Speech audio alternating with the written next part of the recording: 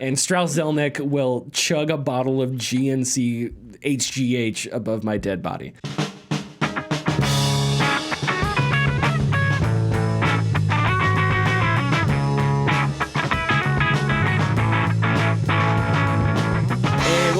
To the Gaming Discourse, I'm Tyler Frater alongside Richard A. the Cruz. Hello. And Chief Engineer Lieutenant Commander Connor for Raider. Good afternoon. It is Monday, March 4th, 2024. We are back. We were sick last week. We took the week off. We missed a whole bunch of news. Yeah. A flurry of things happened. And we're back to talk news and video games. Follow us on Twitter and Facebook, Gaming Discourse. We're on Blue Sky, too, now that Blue Sky is public. If you want to follow us there. I think I've posted twice, and I think the first post, I said something about Jedi Power Battles being the best video game of all time. I thought that was important for our first post on Blue Sky. Go check us out there, even though I probably won't be posting there very often. Patreon.com/TheGamingDiscord, so you can support us for $247, $10, get your name in the video credits, early access to our videos, access to our Discord server, more stuff like that. I also put up a new video last week. It was... You know when you get sick and it's like the ramping up of your sickness where you can feel the initial symptoms and it's like, am I going to be sick? I don't know. Yeah. Is this just a bumpy throat? Yep. The day that I finished my video, I had that initial sickness and I was like, okay, I got to finish this video today because I don't know how I'm going to feel tomorrow. It's a good thing I finished because the next day I was pretty bad. It was not good. So I finished it 2 weeks ago. Go check it out. It's about... Meta's and Sony's position relative to VR. We got news that seemed to support my argument, I think, in the video, and then we got news this week that seemed to go against my argument in the video, both coming from Sony. So who knows? And we'll break that down later. Okay. Other than that, I'm sure we've been playing a lot. I played a lot of games while I was sick because I was just on the couch, couldn't really move around a whole lot, exhausted. Connor, have you been playing games? I have only been defending democracy. You've only been defending democracy and Helldivers. Yes. You got Helldivers a week after I did.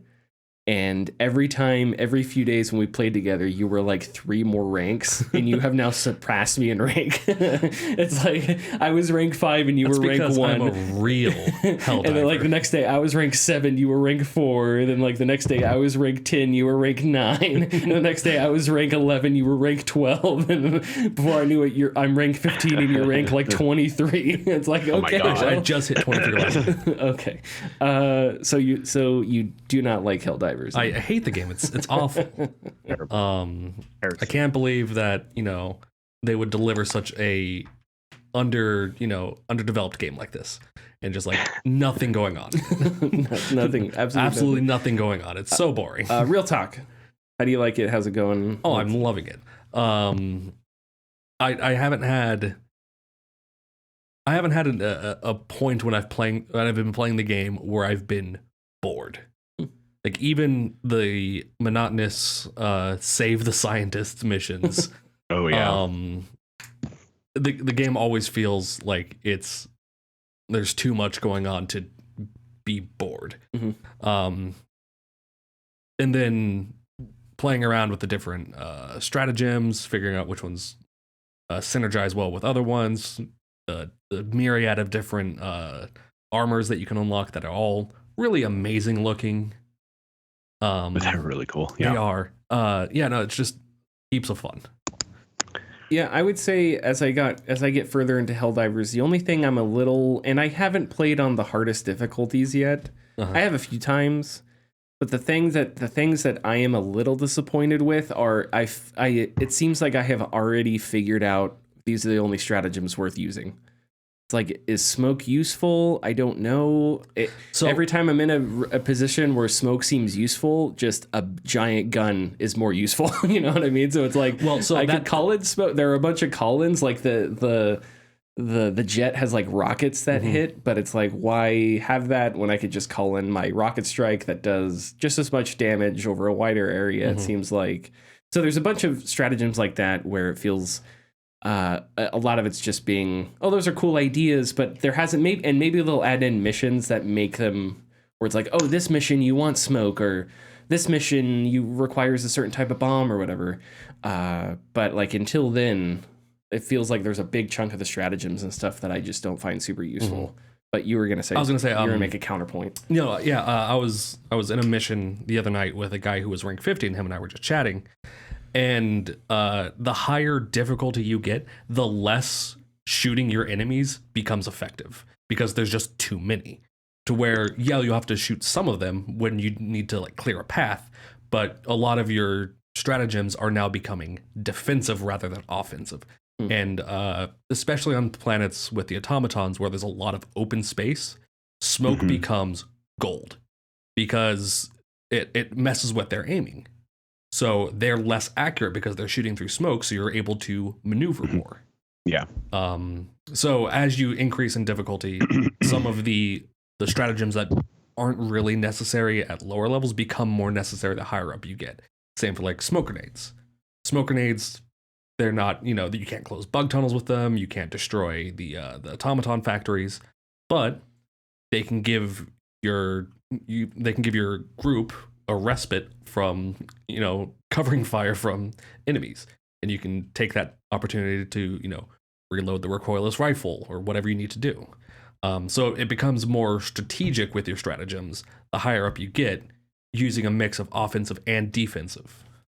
Yeah, I mean, that's what I figure is that, especially if you have a team that's coordinating. Yeah. But I do wonder if just 3 dudes with autocannons and 1 guy with a bunch of airstrikes isn't like sufficiently destructive enough that you don't need to worry about smoke and stuff. Like, we don't have to debate it. I don't know. I'm just speculating. Again, getting up at higher levels, like when we're doing like a challenging mission, we'll get like 2, maybe 3 chargers at a time on a bug planet.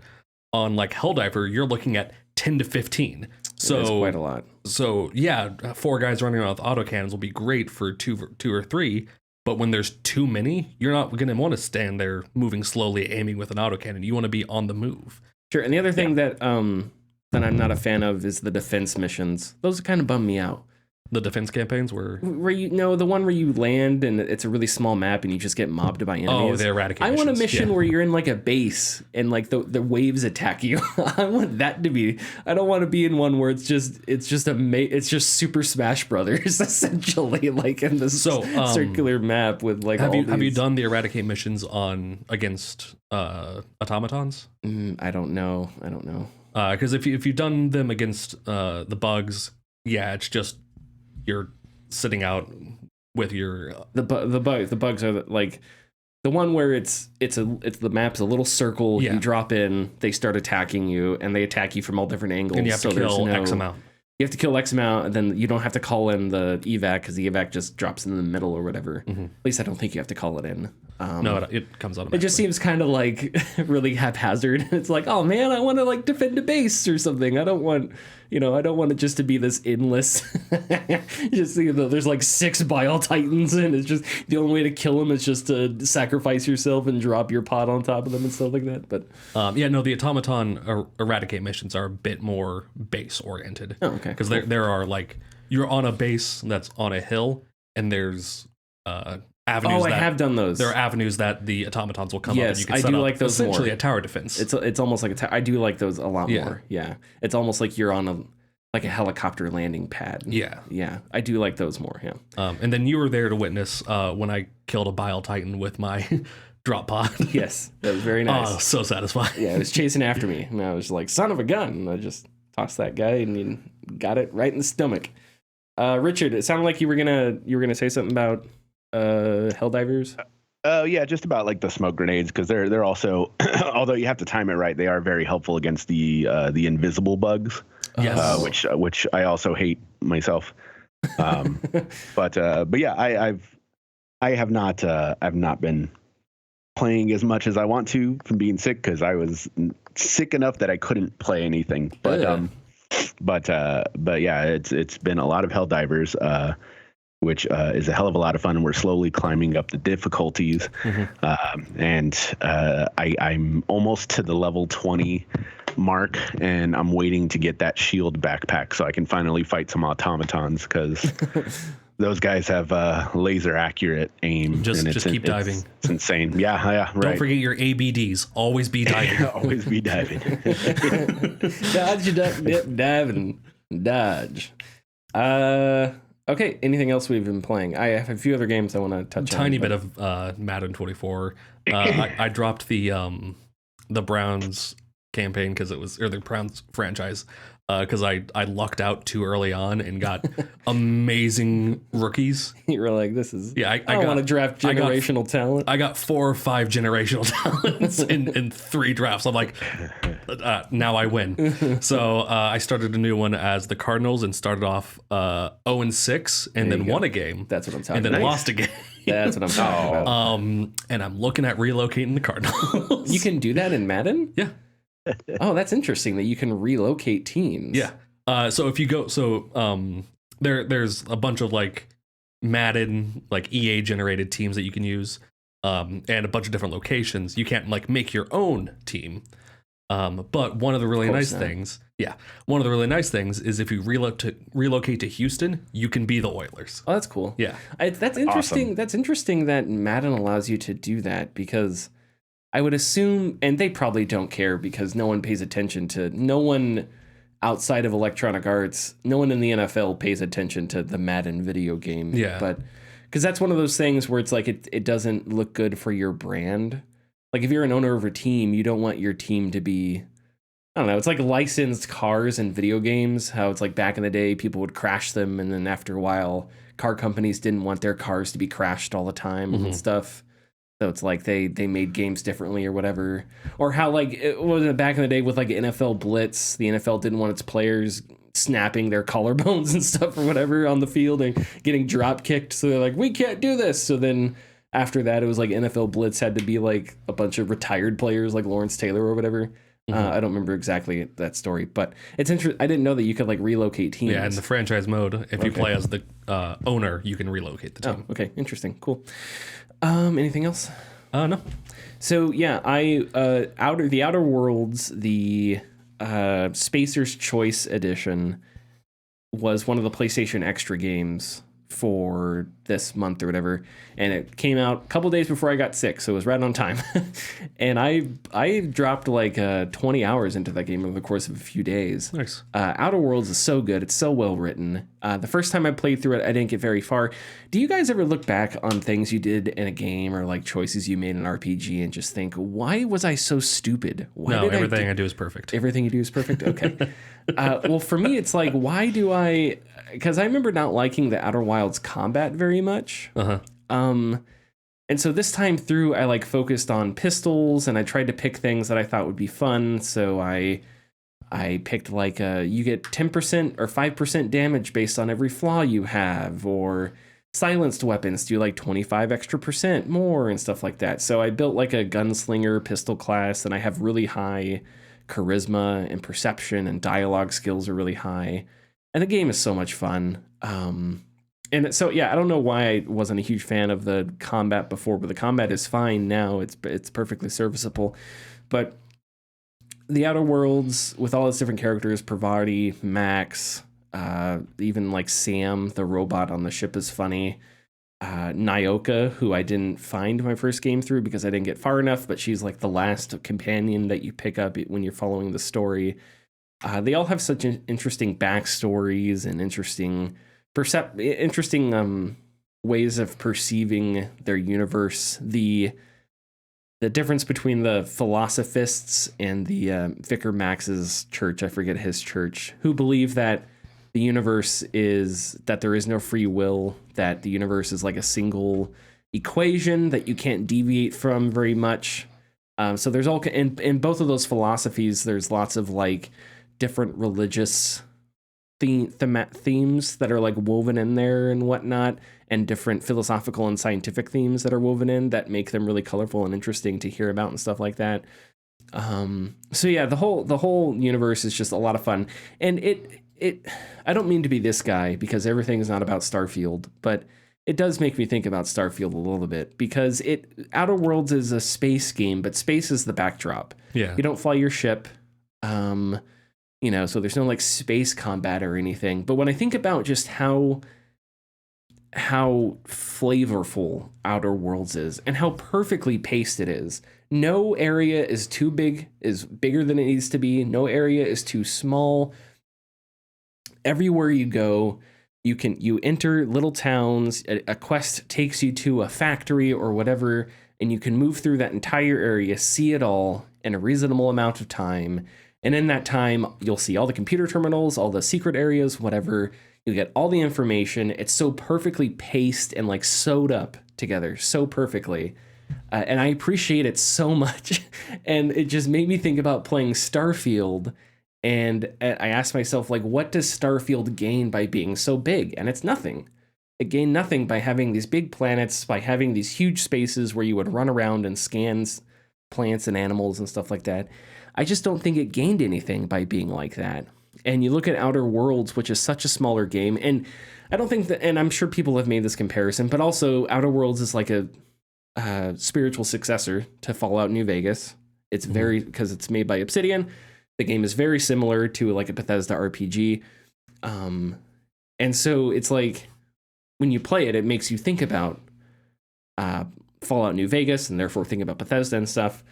But yeah, I've just been having so much fun with it. The characters are I'm really excited for Avowed now that I've played Outer Worlds. If Avowed is a Skyrim but Outer Worlds, I think that's just going to be fantastic. So I'm looking forward to that. Yeah. And then what was there's another game I've been playing a couple different games. I did win the Super Bowl in NFL Pro Era 2. So you're welcome, everybody. I beat the Chargers in the Super Bowl. The Super Bowl nobody asked for. Yeah, so this Super Bowl was this weird. So Richard, I've told you guys about all the different weird things that are wrong with NFL Pro Era 2. And there's a lot. It's like an insane amount of little tiny things that are wrong with this game. But the Super Bowl in NFL Pro Era 2, unless I got this wrong, unless I missed something, I'm pretty sure it wasn't where the Saints played. But anyway, it was between me, the Giants, and the Chargers, right? So when you play the Super Bowl, you're going to have two teams' logos in the end zone, right? And then it was in Vegas. The Super Bowl took place in Vegas, Allegiant Stadium. Right? And then the decoration around the stadium was all Saints stuff. I don't know why. Like it was like Giants, Chargers, Allegiant Stadium, and then it was like Saints stuff. Now, unless the Super Bowl, I haven't looked this up, unless the Super Bowl next year is in New Orleans, and I was in the Mercedes Superdome and I just didn't recognize it, but it did not look like the no Mercedes. longer the Mercedes Superdome. What is it called? Caesars. Okay. Then maybe. Okay, hold on. There was Caesars logos, so maybe this did take place in. Where's next year's Super Bowl? 1 second. Caesars Superdome. Yep. Okay. I stand deposed. I will commit seppuku then. This is not a fault of NFL Pro Era 2. It is the fault of the game because there wouldn't be Saints logos everywhere. Yeah.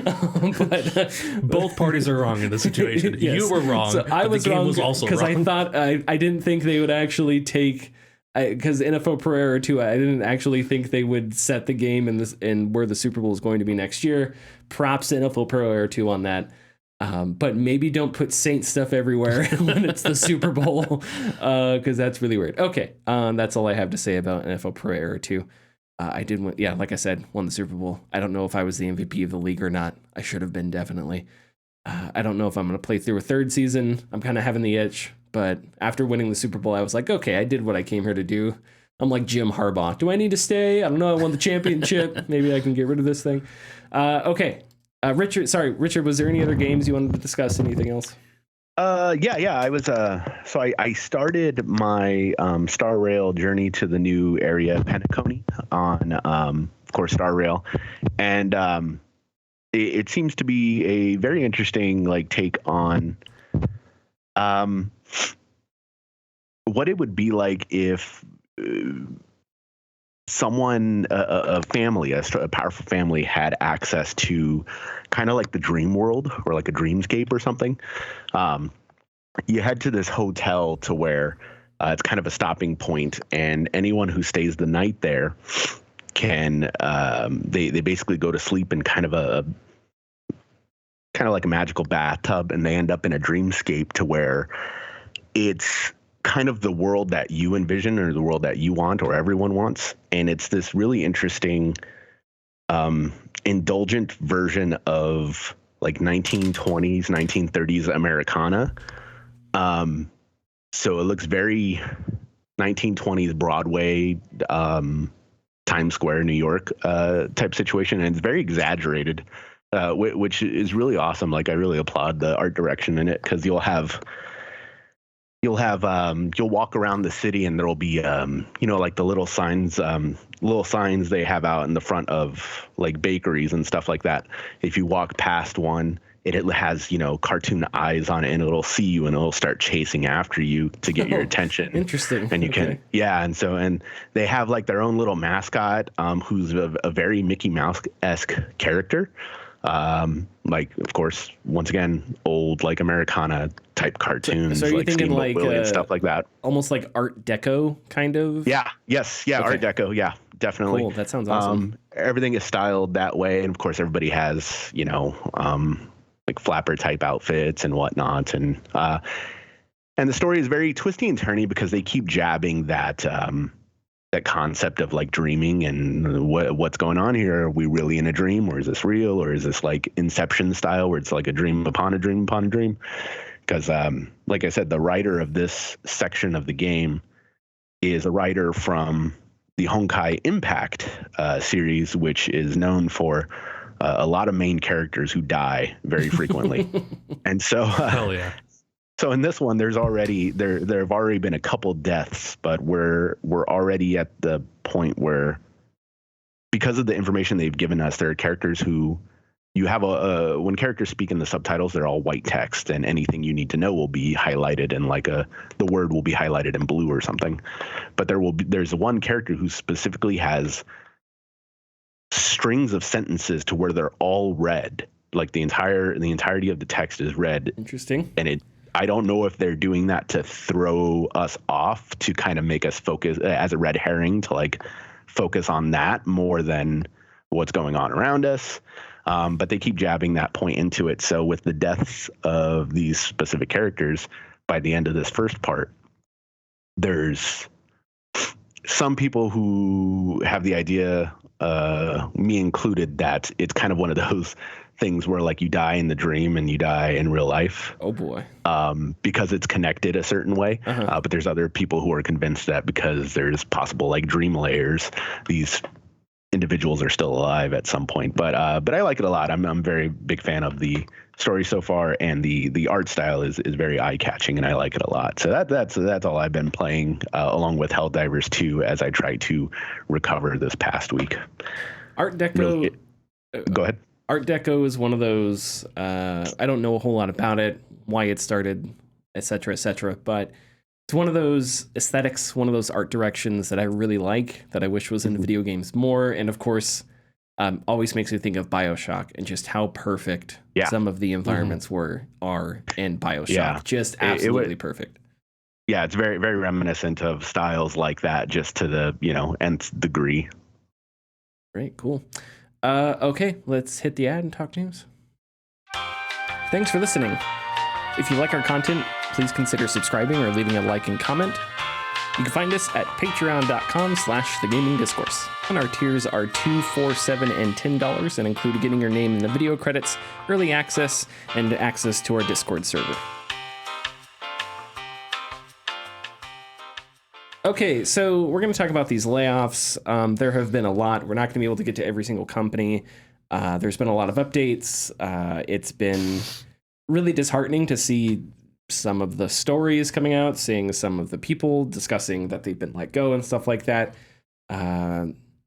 So we'll go through it, and like I said, we won't be able to cover everything because it's been a flurry of stuff that happened since before our last podcast, after our previous podcast, etc.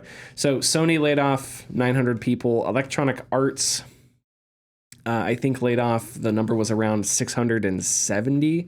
Sony is also closing its London studio, and there's going to be reductions at Firesprite, which both have worked on VR projects. London Studio did more than VR, I think, but if I remember correctly, London Studios shut down. It's not just reductions. I think the studio is closing. Yes, they are. PlayStation also canceled a Twisted Metal live service game that was in early development and had not been greenlit yet, and that's according to Jason Schreier. Jim Ryan, who is the president of, I think his title's president at Sony Interactive Entertainment, sent an internal email to employees, and it was published by The Verge, saying, quote, through discussions over the past few months about the evolving economic landscape, changes in the way we develop, distribute, and launch products, and ensuring our organization is future ready in this rapidly changing industry, we have concluded that tough decisions have become inevitable. It has become clear changes need to be made to continue to grow the business and develop the company. We had to step back, look at our business holistically, and move forward, focusing on the long-term sustainability of the company and delivering the best experiences possible for our community. The goal is to streamline our resources to ensure our continued success and ability to deliver experience gamers and creators have come to expect from us, end quote. Electronic Arts, like I said, 670 employees. In a letter to staff, this one published by IGN, CEO Andrew Wilson said EA plans to move away from licensed IPs and focused on owned IPs, sports games, and massive online communities. A Star Wars shooter that was in development by Respawn, I believe it was a FPS, but I don't know. That's off the top of my head. That might be wrong. That was also canceled. So the main piece of information there, Star Wars shooter by Respawn, canceled. Okay, I'll throw the stage at you guys first. Initial reactions, thoughts on the cancellations, thoughts on Jim Ryan's words. Go ahead. Yeah, lots and lots and lots of to talk about. Hopefully we can get to a lot of points, but I think part of the problem I have with Jim Ryan's letter to employees is the bold statement that we have here. Changes need to be made to continue to grow the business, develop the company, et cetera, et cetera. I understand that there's a lot of positions in the company as you go up, but your job as a CEO, not just as a figurehead, but to ensure that everything is running as smoothly as possible, or at least that's what from the outset what we envision a CEO to do. So shouldn't it also, at least in my opinion, be your job to figure it out? To figure out what needs to be done to prevent things like this from happening. There cannot be consistent growth. We already know this. And if you try to create consistent growth, then you fail. And that's what we're kind of seeing now. The consistent growth from the COVID era, because of very specific situations, has now ended. And we are now losing that growth due to lots of other reasons as well. But Jim Ryan and other CEOs and other people, at the head of Sony have not taken any pay cuts, but instead have caused specific games and development costs to balloon way more than they should, and for games to take more time than they should due to reasons out there. And it's disheartening to see so many people lose their jobs for something that is out of their control.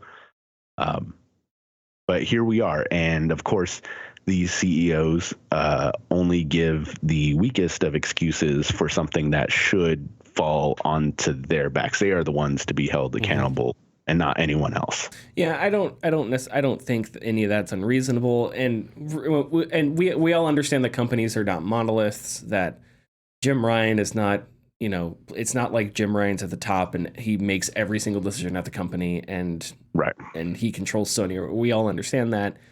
But yeah, like these companies are put in these positions, and it's not London Studio did not put Sony in this position.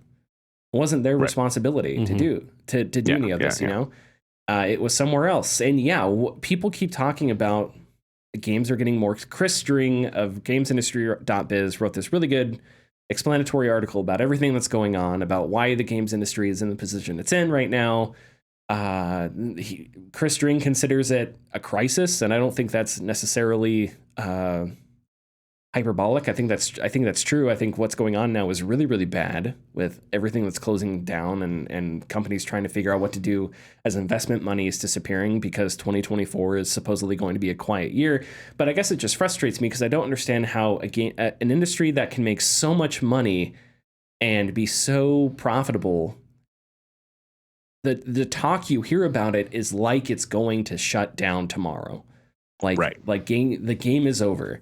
As if there aren't more people today playing video games than ever, as if there aren't more markets than ever, as if money just doesn't keep pouring in from different places. And I understand Phil Spencer has said this about like the console business not growing. And it's like, well, maybe that's just reality because you said it at some point, even if every single person on earth owned an Xbox, you would have to accept that reality that you just can't grow. There is a finite number of people that are going to be interested in video games. Not everybody's going to play Pentiment or Halo.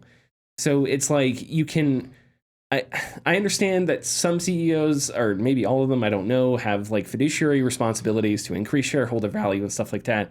I don't see why the argument couldn't be, well, we can shoot for the moon and do all this, but we can crash, or we could try to make a more sustainable business model. And I think that's the way I would go.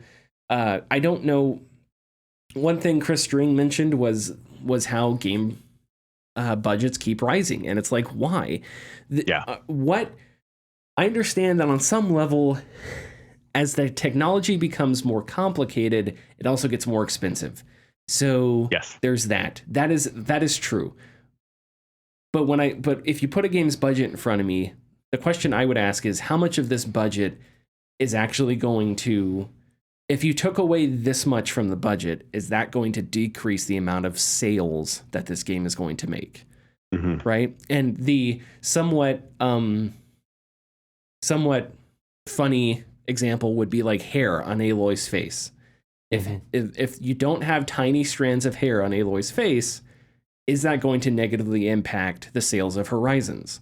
Mm-hmm. Partially, that's funny because it's like, haha. But in reality, is that really unreasonable? I don't think so.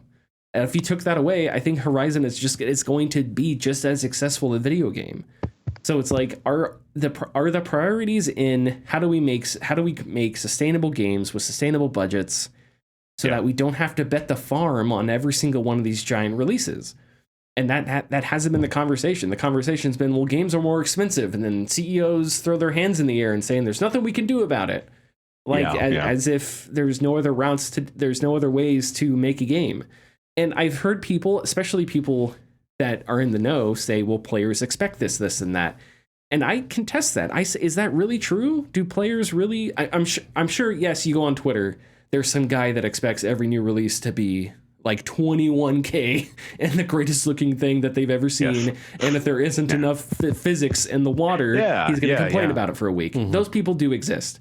But my question is, do those people exist to such a substantial amount that it's going to negatively impact your sales of giant AAA titles? And I just don't think so.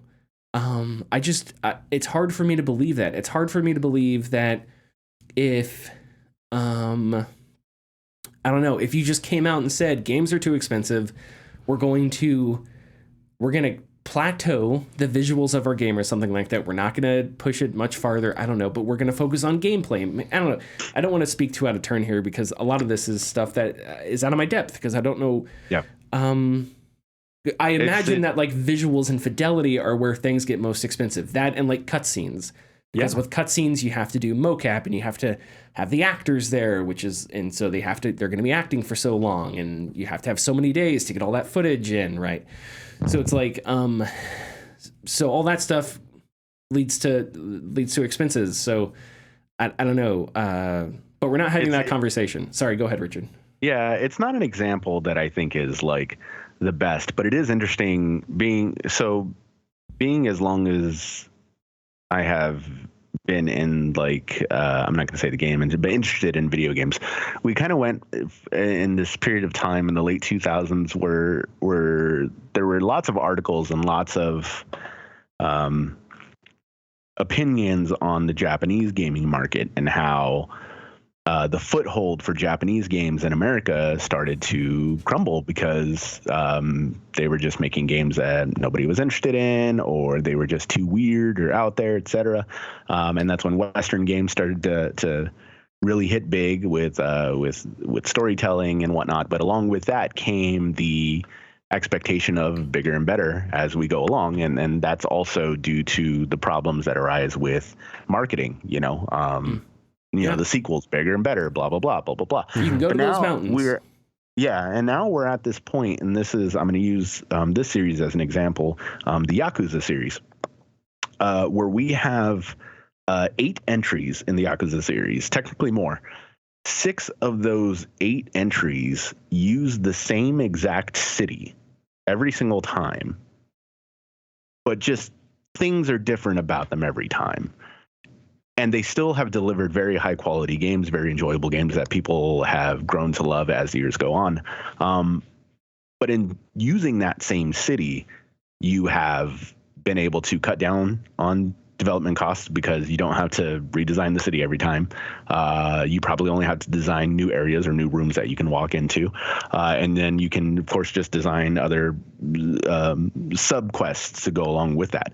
And that brings me to looking at Spider-Man 2 and wondering why a large majority of that game was still set in the same area that Spider-Man 1 was in, but yet the development costs almost hit $400 million.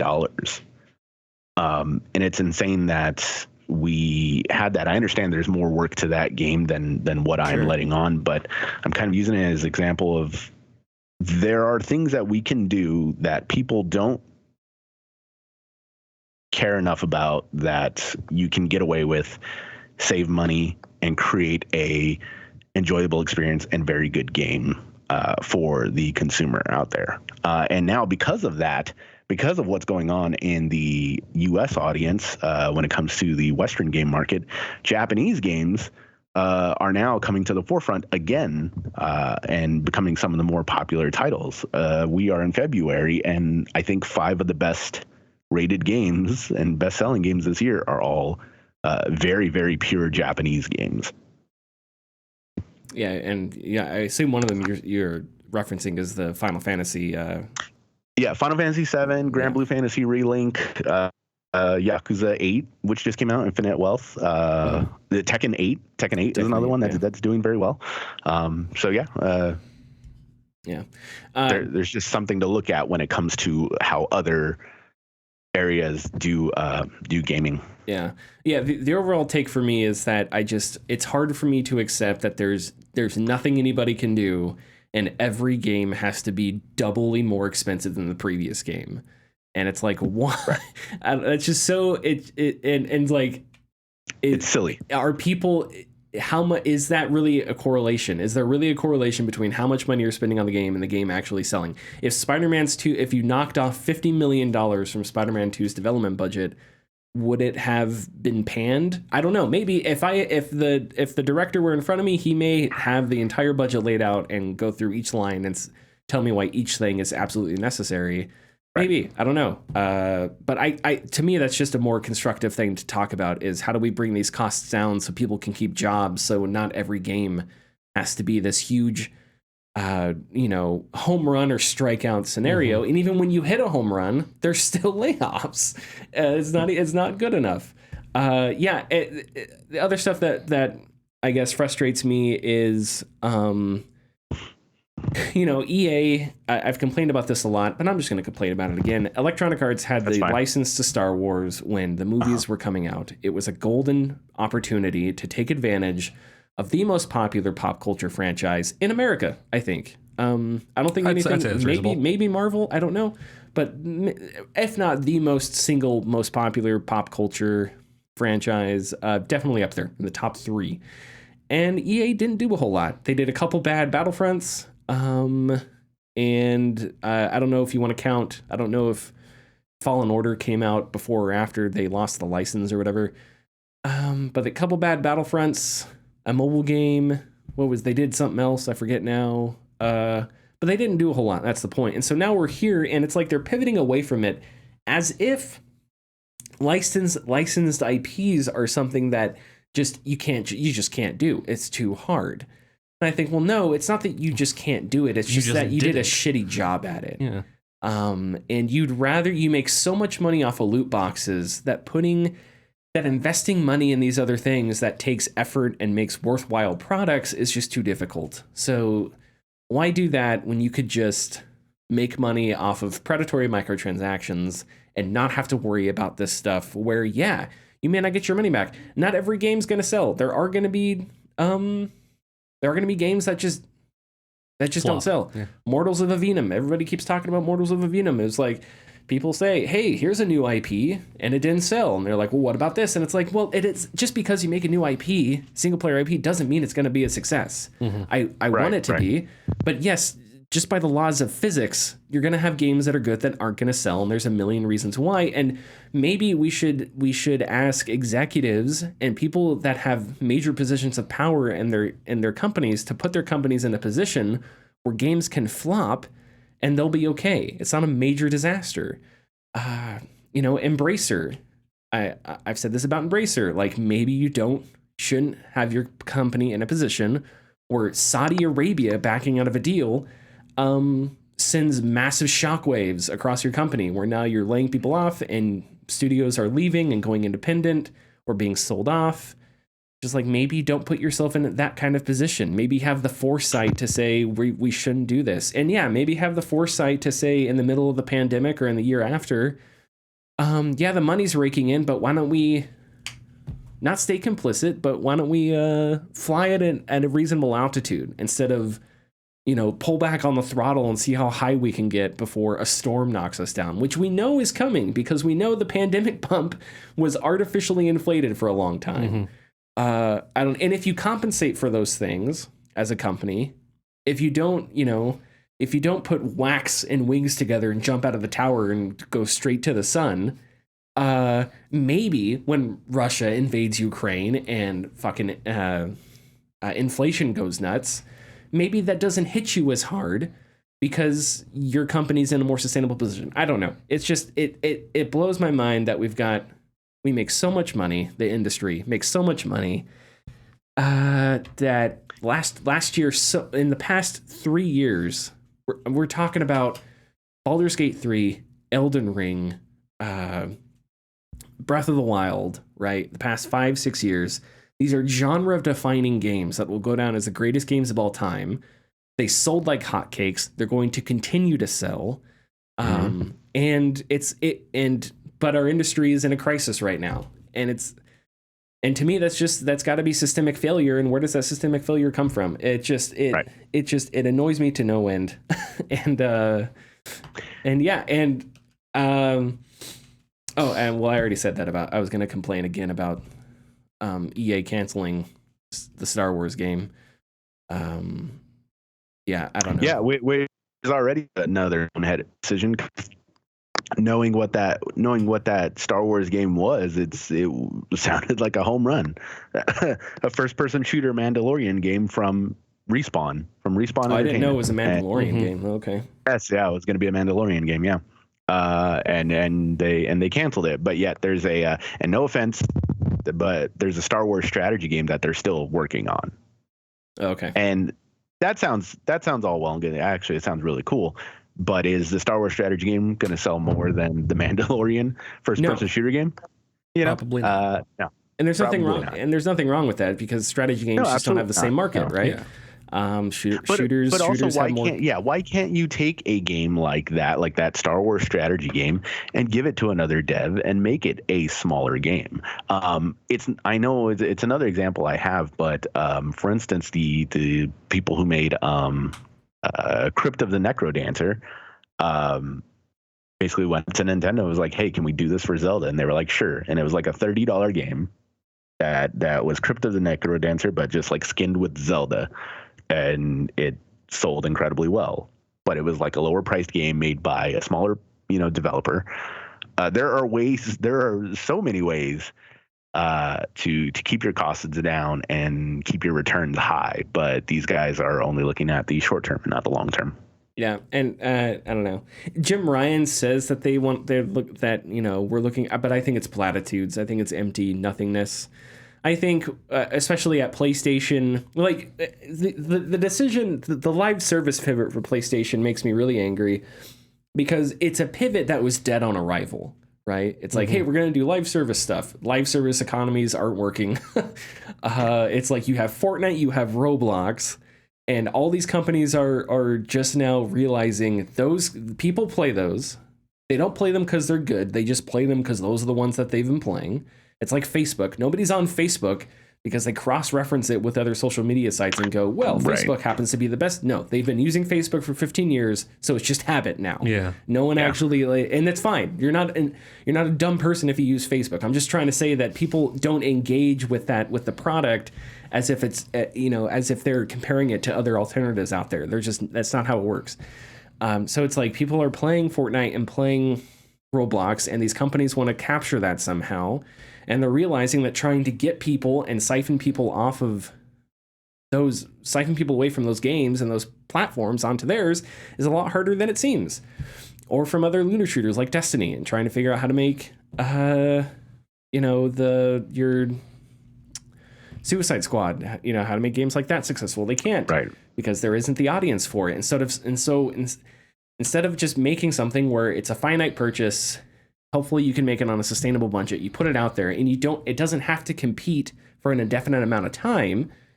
You put something out there that it has to compete on an indefinite amount of time, and you realize the market may not actually be there.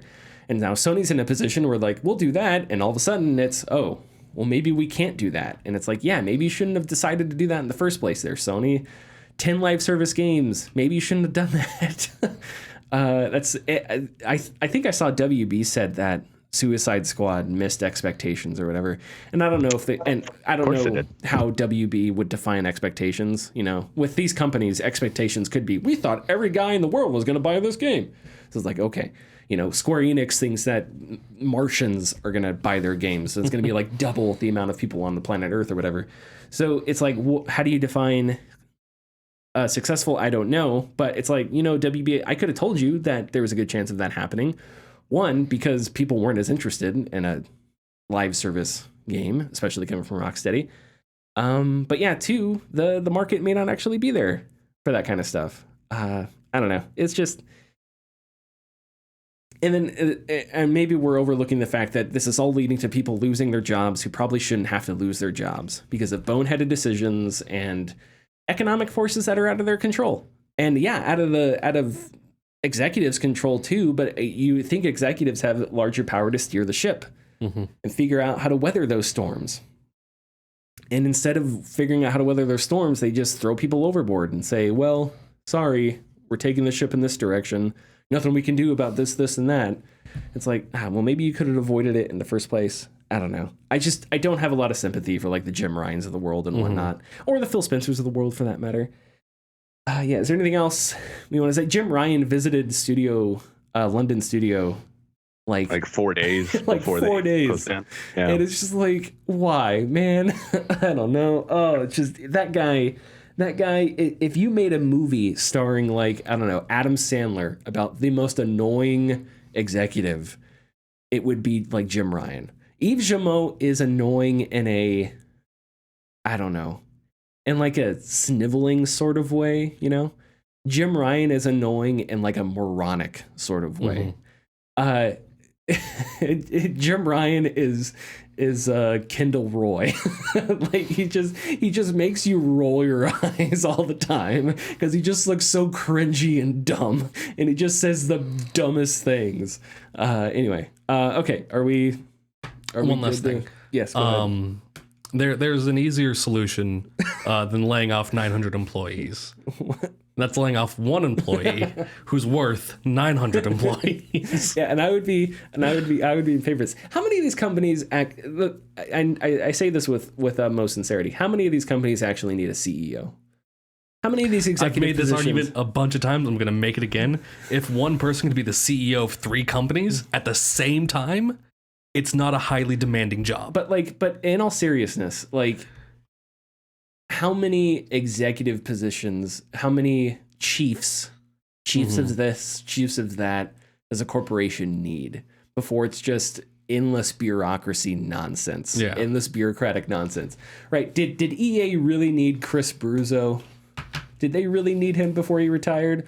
Was Blake Jorgensen really doing anything? Blake, was he really doing anything worthwhile at EA? I don't know. We know that what's the other guy? Not Blake Jorgensen, the other guy that tanked Anthem. It wasn't his fault, but I'm gonna blame it on him.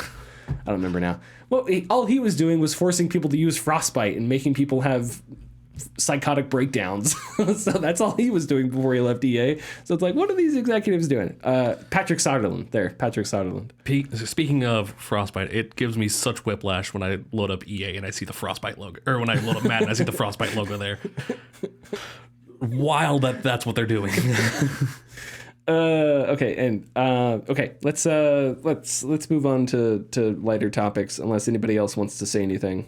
Are we good? I don't know if a lawsuit is a lighter topic. Well, no, yeah, you're probably right. So Nintendo has sued Yuzu, the emulation company. Technically, they sued, what's the name of the company? Tropic Haze. Initially, this was first reported by Steven Totillo via Gamefly. Nintendo sued Tropic Haze, developers of Yuzu, which is a Switch emulator, saying their tech circumvents encryption and promotes piracy. Then just today, Tropic Haze has announced that they agreed to pay Nintendo $2.4 million and essentially shut down.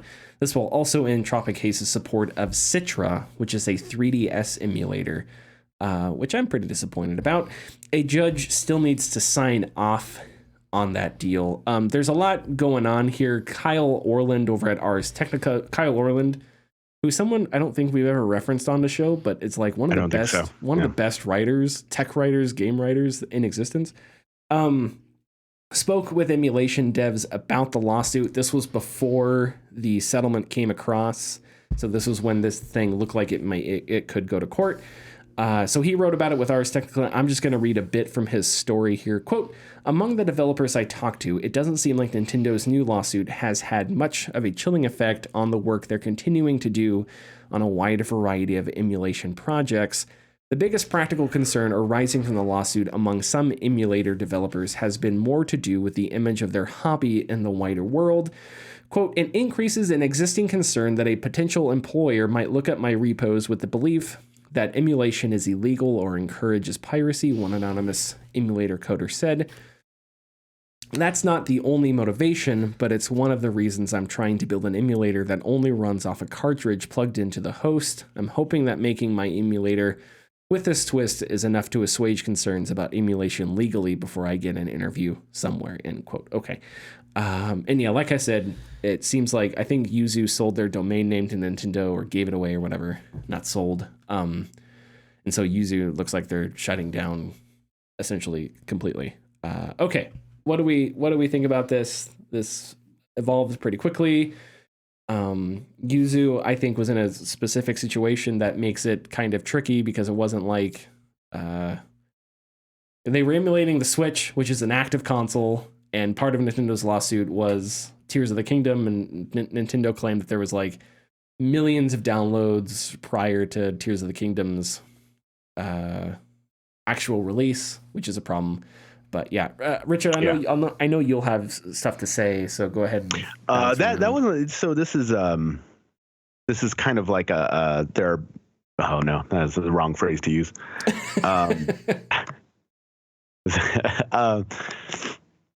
There's a conversation coming from both sides. Of course, there are people who are angry at, obviously, Nintendo, because once again, they're coming after a particular way of life in the gaming community, which is kind of all but accepted nowadays.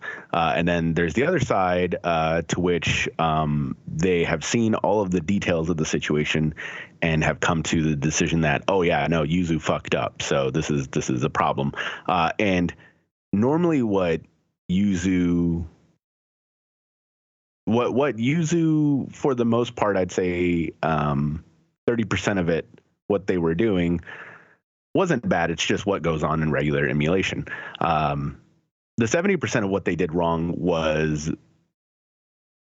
charge for this through their Patreon in order to gain access to Yuzu, which in those terms, that is absolutely cause for Nintendo to come after them.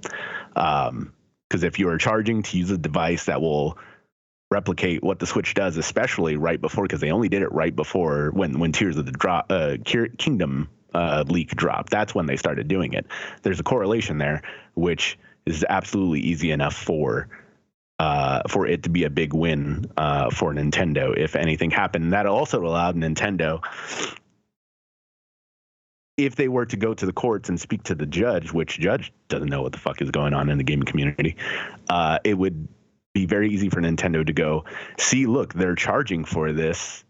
This is bad. You should ban it,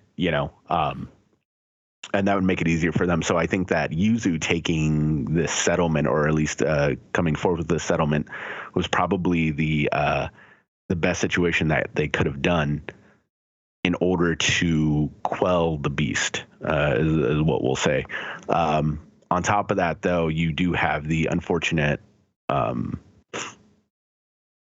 closure of Citra as well, which is 3DS emulator, but that also was in charge under Tropic Haze's umbrella, so it was kind of like a catch-all thing. But there's lots of other 3DS emulators out there that will be just fine. But I think this is a very specific situation in which, sure, we may not like Nintendo as much over here, but they had every reason to do what they did. But Yuzu probably made the best choice outcome for Nintendo to stop what they're doing at the moment. So nothing more than this would happen. Yeah, I tend to agree with you. I'm not an expert in the emulation community by far, but and I don't shed any tears for Nintendo. Like, Nintendo can fuck off. But when you are doing something like Yuzu was doing, where you're handling a console that is still, it's not like the Switch is dead. It's an active current gen console right now. And you're charging money for it, and you're like you're instructing people in your Discord how to circumvent certain things, whether or not it is legal, doing it in the open and giving Nintendo an excuse, right? So it's like, I think it's similar with freedom of speech cases with journalism.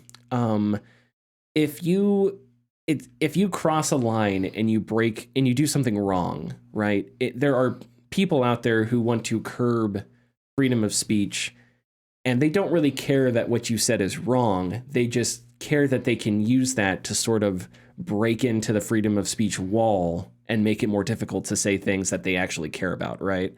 I don't know if that necessarily makes sense, but it's like, so for Nintendo, I don't think Nintendo was actually hurting because of Yuzu, right? I think what they saw was a potential crack where they could eventually take a shot at emulation. Right, yes. So it wasn't so much about Yuzu, and it wasn't so much about Tears of the Kingdom. It was more about, this was a proxy war where we could further inject harm onto emulation as a thing. Right. They saw it as their way to take down the big bad for them. And I don't want to say it wasn't like they had this master plan. I'm not saying they had this master plan where they would start with this and eventually they'd take down emulation. Not that. Just as a way to, like this guy said, where they could, again, put emulation in this negative light where they used to have on their website that it's the biggest threat to the games industry or whatever bullshit like that. To further that narrative, I don't think that's necessarily too conspiratorial, because I don't think Nintendo lost a lot of money, and they are extremely litigious. So they take any reason to set examples there. That's probably a better way to put it. Set an example. So when you do things like this, I think you have to push, and especially with like journalism, you have to push, do right things. But if you push too far and you do something wrong, you're giving your opponents an opportunity, an opening to strike back in a way where they don't really care about shutting you down, but shutting down wider like press freedoms and curtailing press freedoms and whatnot. So yeah, that was one thing. I don't think I have too much to say. I was curious because I had forgotten if it was Yuzu, but you guys may remember that the Steam Deck, when they put out a trailer for the Steam Deck, Valve took down the trailer because it had an emulator. An emulator appeared, yes, it did, and it was Yuzu. Yeah, it was. Yes. Yeah. So if you don't believe us that Nintendo, how litigious Nintendo is, just know that even Valve stared into the abyss and blinked when it came to messing with Nintendo. Even Valve blinked. Yeah. So I don't know. But again, I'm not shedding any tears from Nintendo. I think they're probably fine. I do wonder if people, and Richard, maybe you will have a better grasp at this. I do wonder if people are frustrated because it's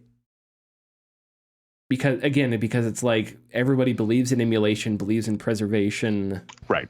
Yeah, and so it's like, don't use it for this. Like, yes. Why are you using it for this? Don't do this because this is going to hurt the rest of us, kind of a thing. Mm-hmm. Yeah, like I said, there's a major discussion coming from both people, and there's I think one side who is like, oh, like Nintendo sucks, and now we lost. Citra are the ones who don't understand the nuances of it all.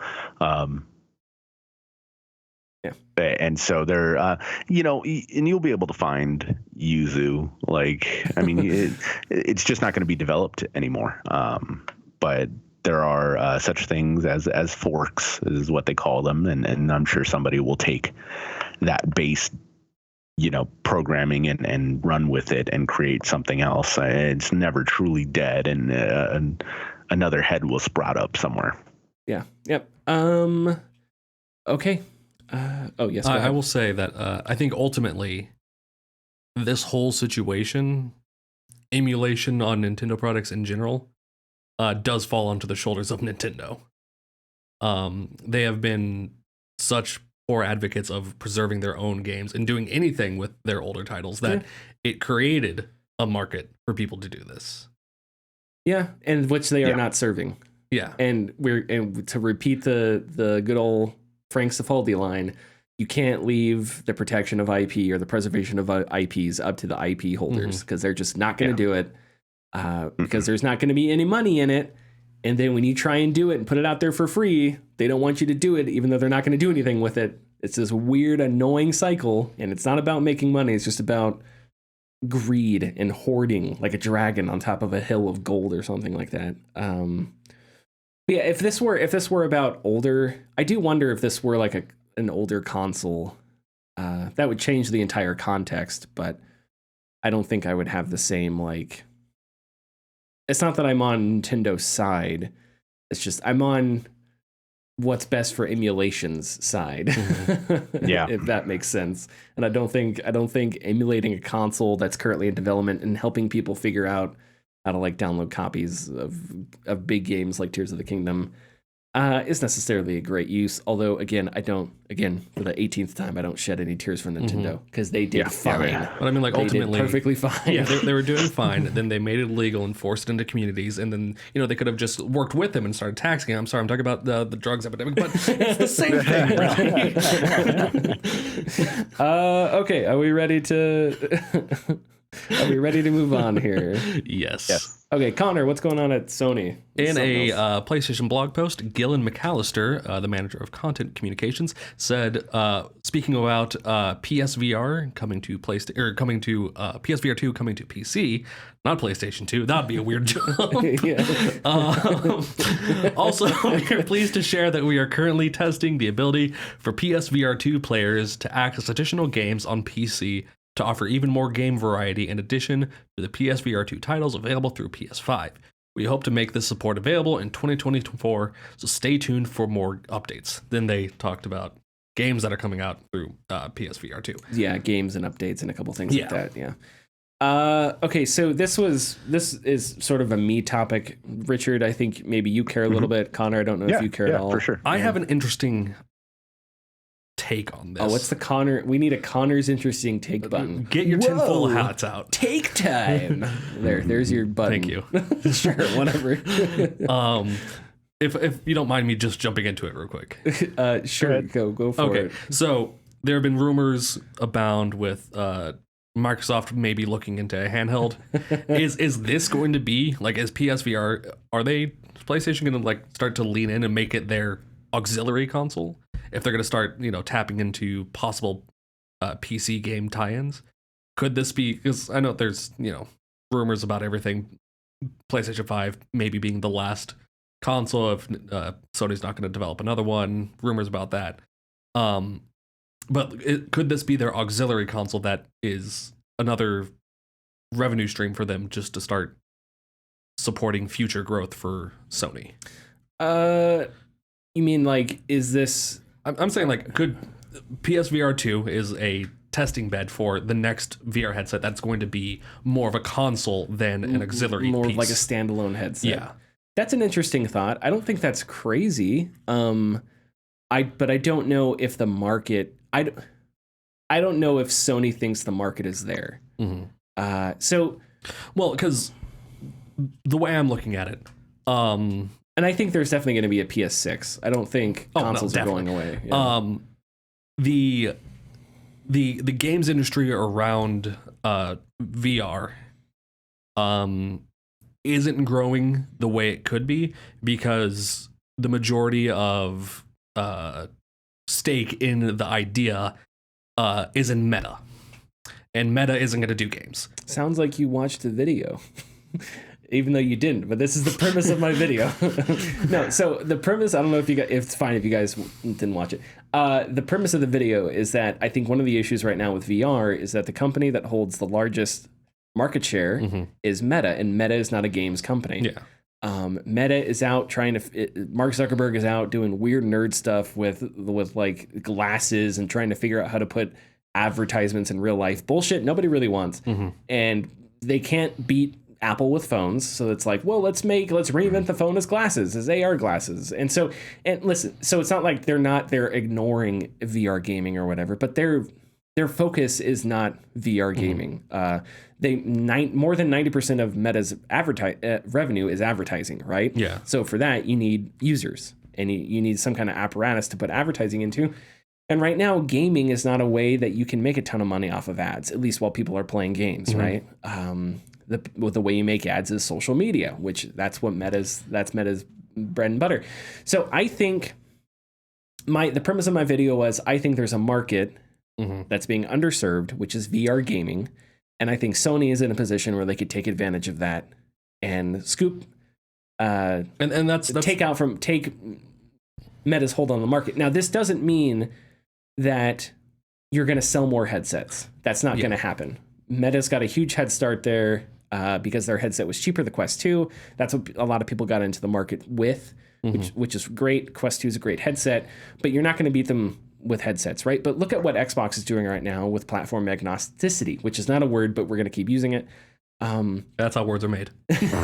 Xbox and Phil Spencer has said this, we're not going to out console Sony, right? But what they will do is put their games in different spots and get people into their ecosystem, right? And that's their plan for the future. So why couldn't Sony do essentially the same thing with VR? Because you're not going to beat Meta at selling headsets, but if you published more games on PC, on PSVR 2, and hell, if you could get them on Meta, go for it. I don't know if you could do that, but if you could get them on the Quest 2 standalone, that'd be great. And then you publish, you have more of a platform agnostic approach.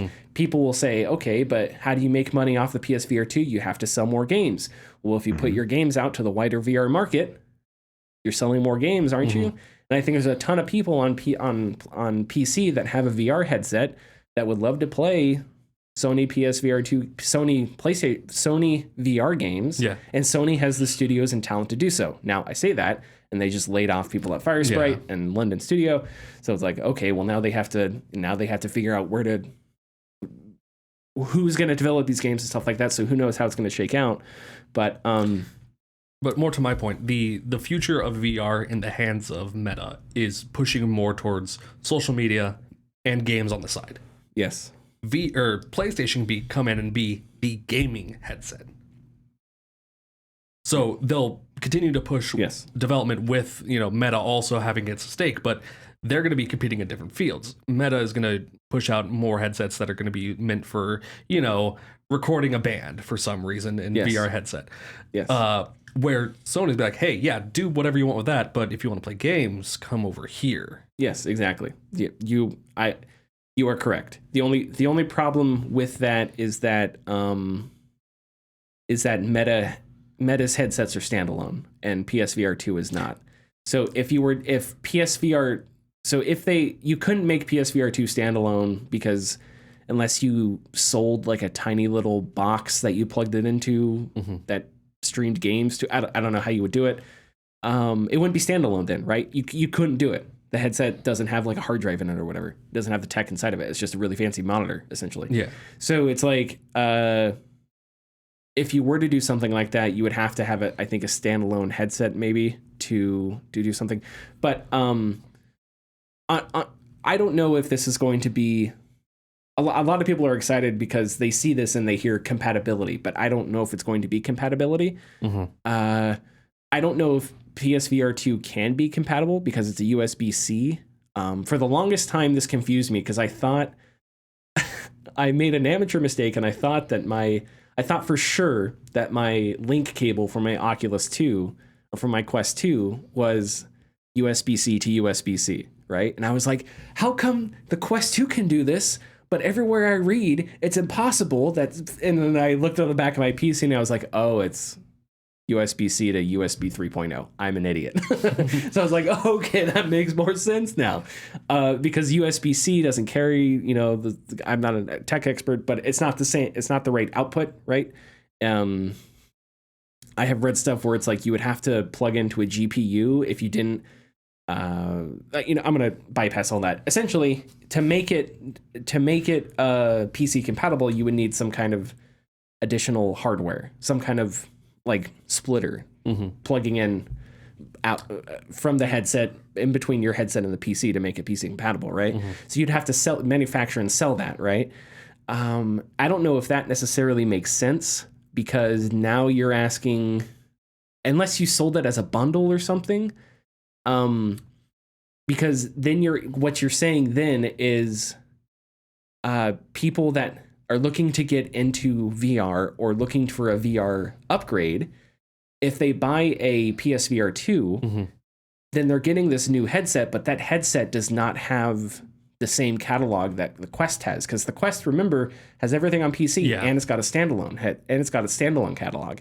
And the PSVR 2 does not have that. Now you could argue that, hey, but you're $500 away from a PS5, and it's like, yeah, but do I want to dump $600 on a PSVR 2 and $500 more bucks on a PS5 so I can have access to PS5 titles, or do I want to dump $500 or whatever on a Quest 3 and I have access to those libraries right there?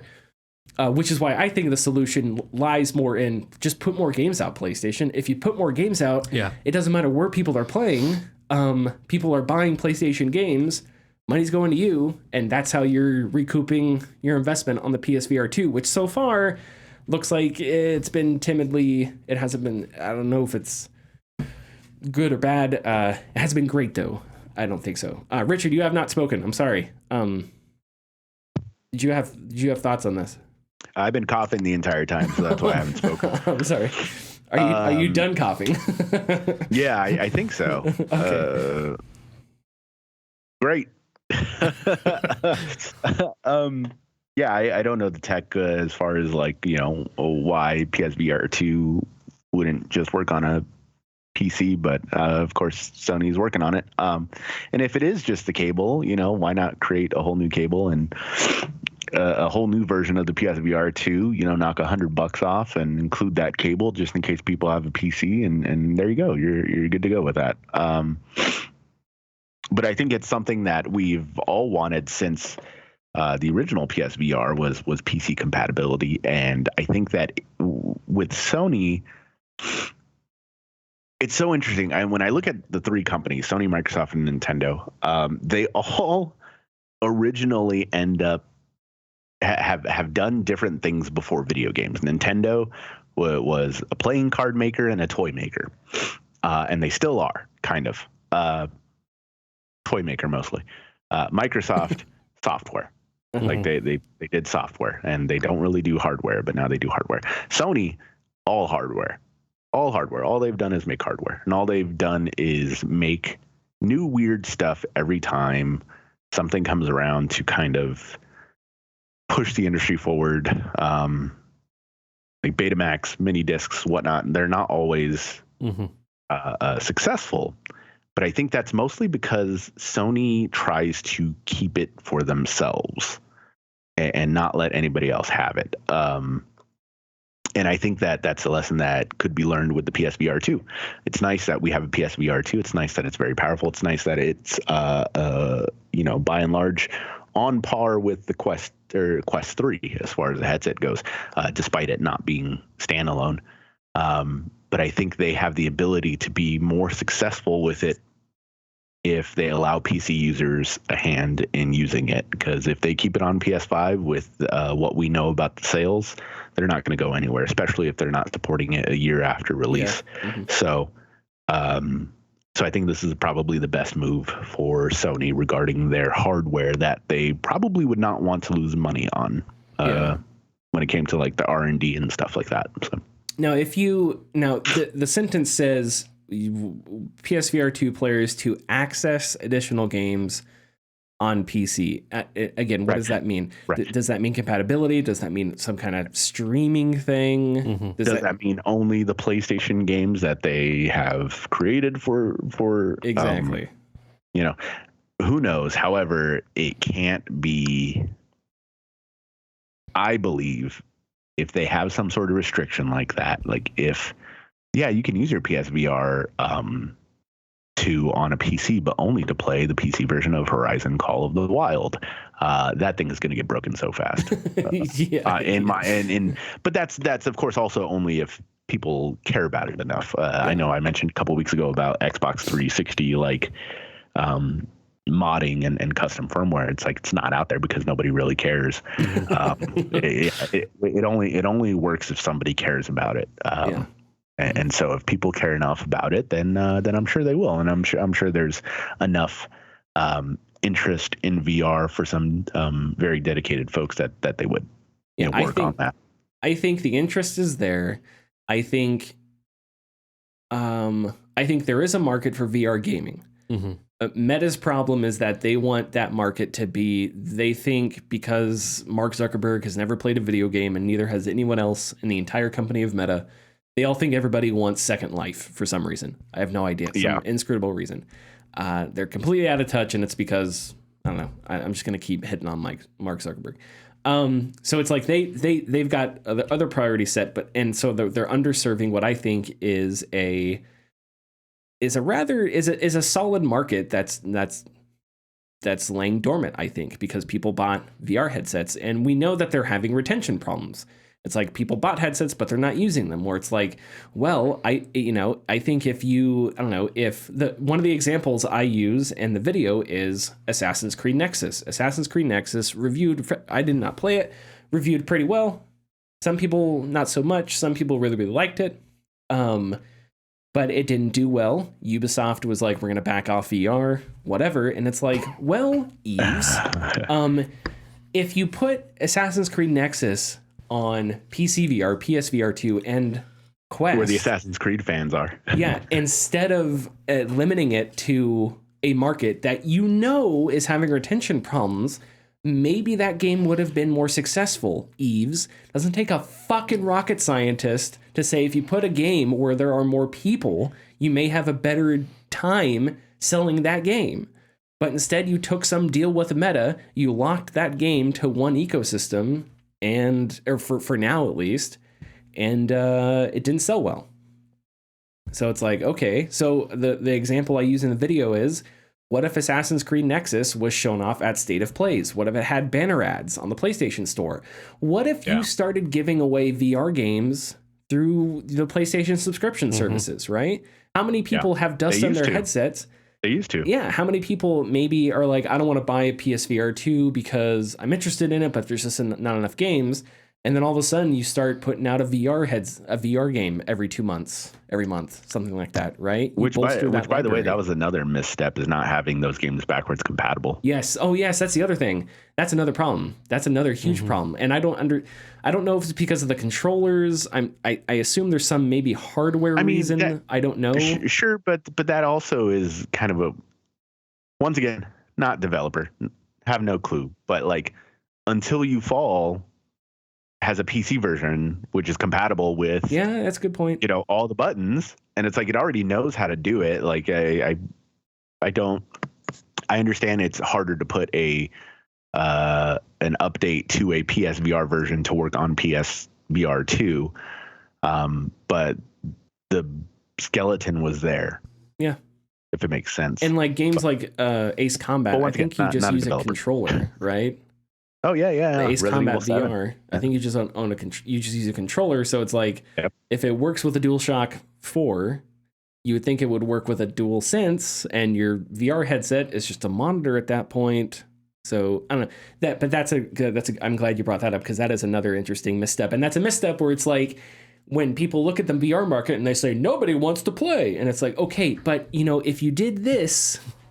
If you weren't incompetent about how you were handling the market, is it that the market's not there, or is it a self-fulfilling prophecy where you're not facilitating it enough to really test the waters? Because I think that's a real conversation. Tyler, gamers don't want single-player cowboy VR games.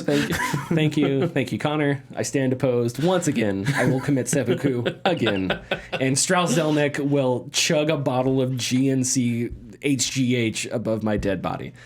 Do we have tidbits, Richard? Yeah. Hit the tidbits on there. What if I told you in this world we have our bits? There are tits. Perfect. And I want to hear about Strauss Zelnick chugging a bottle of GNC HGH above your grave. Yeah, we can make that the cold open. Richard, give us some tidbits. There's your tidbit. Oh God! Don't die. A tidbit of tuberculosis for you. I got that TB. This is tangentially related to video games, but Sweet Home, the horror film that Resident Evil is loosely based off of, has been stuck in Laserdisc and VHS formats due to licensing issues. There's only one upload of the movie available online, and it is a poor conversion from its VHS source. Someone finally took the time to grab the very rare Laserdisc, apparently, and has done 3 high-quality Laserdisc captures. Hey. You can now find the video through Kaneko Video on Twitter, and it looks great. The screen caps look really good, HD quality, actually. Another quick fact, the soundtrack for Sweet Home was composed by Parappa the Rapper and Vib Ribbon creator Masaya Matsuda, who was one half of the synth pop rock duo Size at the time. That's neat. Okay, that's cool. Yeah, they all do stuff.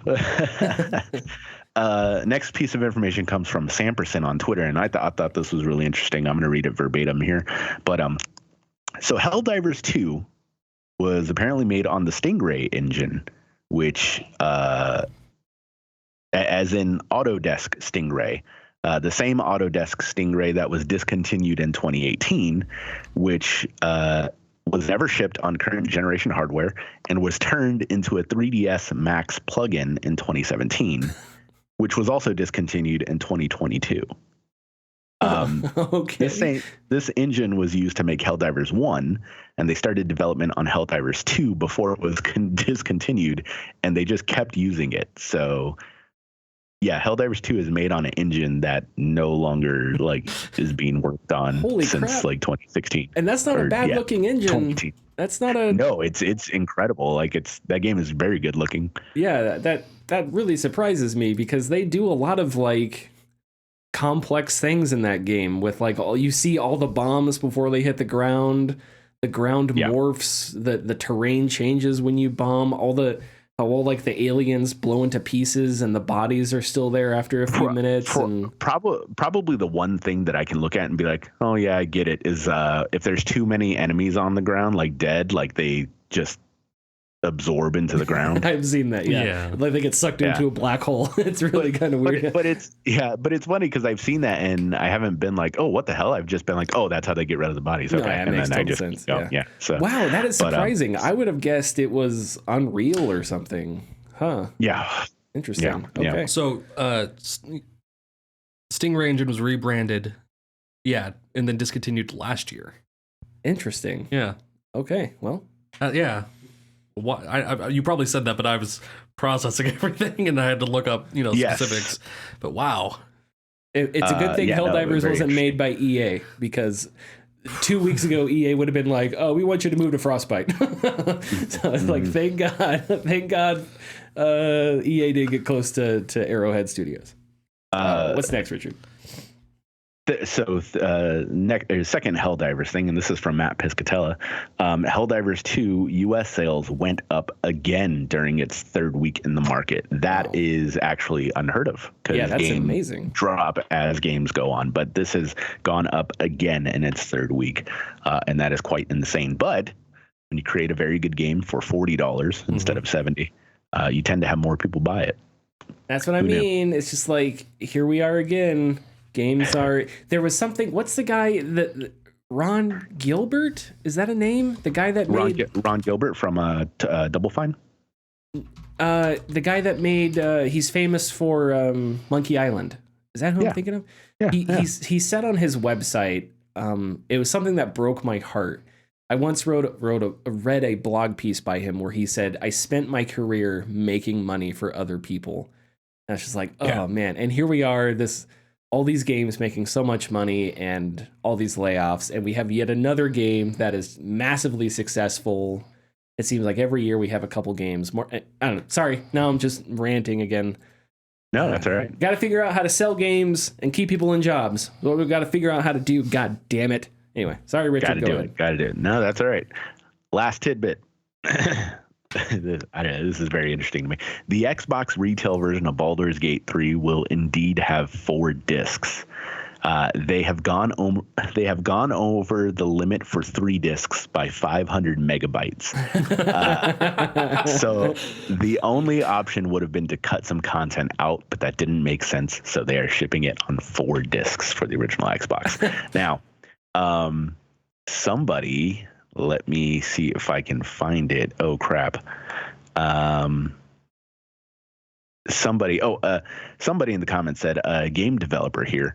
It's because the original Xbox One does not support Ultra HD Blu-rays.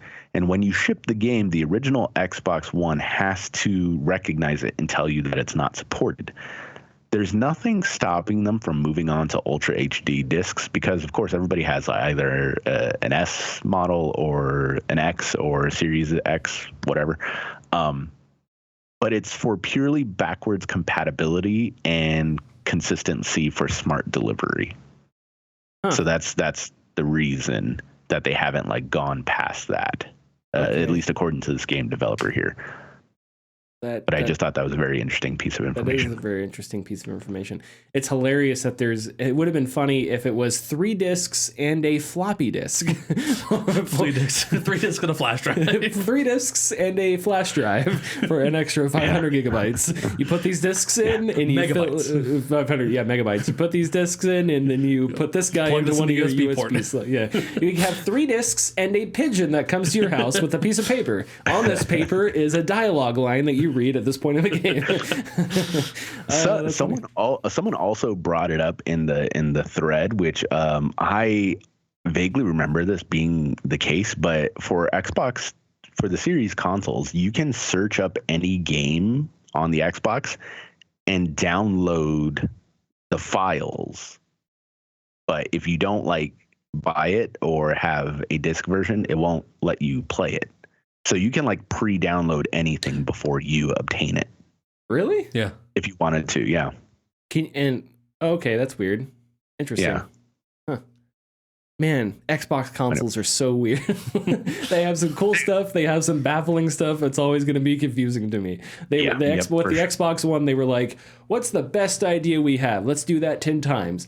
what's the worst idea we have? Let's do that 10 times. Let's make that our personality. Exactly.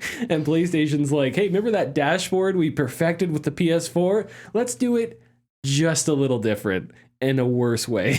I still cannot. It has been 4 years. I still cannot get over the fact that I cannot hold the PlayStation button and shut off my console that way. I hate that when I bring up the menu, it's always like stories, and I'm like, I'm never going to click on this. I don't care what streamer you put there, what ad, what tips. I'm never going to click on this.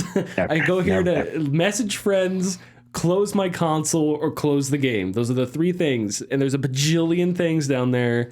Please, for the love of all things, we can make fun of Apple all we want, but if Apple ever made a game console, at least we would know that it would be the most streamlined, efficient thing ever. There'd be two buttons.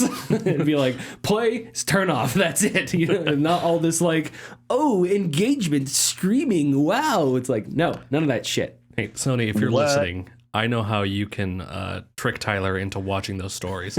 Just tell him that there's going to be 6 hours of football game footage, and he'll absorb all of it every time. That would definitely like breaking down why you should never run the fade. Yeah, it was like story why coaches who run the fade should be executed 7.5 hours, and it'd be like, I guess Outer Worlds is just gonna have to wait. I know the next 7.5 hours of my life is gonna be. Yeah, exactly. Richard, you were gonna say something. Yeah, I was gonna make a joke that I would hope would hit, but I didn't get my chance in. But sorry. You're mentioning, you know, if Apple made a console and everything, and I was going to say, well, what I'm about to say might surprise you. But they did. Because they did. What console was that? It was the Apple Pippin. The Apple Pippin? Apple Pippin. It was released in 1996, 97. Did it? I've seen it. Did it sell out because it got hit in the forehead with an apple? It was awful. It was a failure. Okay. Oh, there it is. Oh, it's got one of those weird looking moon controllers. Yeah. Okay. Yeah. Interesting. All right. I figured they probably did back in the day. Cool now. All right. Those are cool now. What did they make first party games? Rollerball mice for the mint. What's that? Did Apple make first party games, or was it all third party stuff? No, it was all third party stuff. I think mostly like Bandai and whatnot. Okay. Yeah, Bandai specifically marketed it. Man, I forgot which game. I know there was like a Dragon Ball Z game and some other stuff. I mean, yeah, no, it was awful. There is the history of video game consoles is like the history of species on Earth. It's like we've got like two species, humans, I don't know, whales and like sharks or something on Earth. And then it's like, but 90% of species have gone extinct. It's the same thing. You look at video game consoles, there's like two of them. But in the history of video game consoles, there's like a bajillion that survived for a year and died out, never to be heard of again. I know what people mean when they come in and say it, but they like, oh, every day I had like every console, man. I'm like, no, you did not. But next time, be like, oh, you had the Soulja Boy console? Yeah.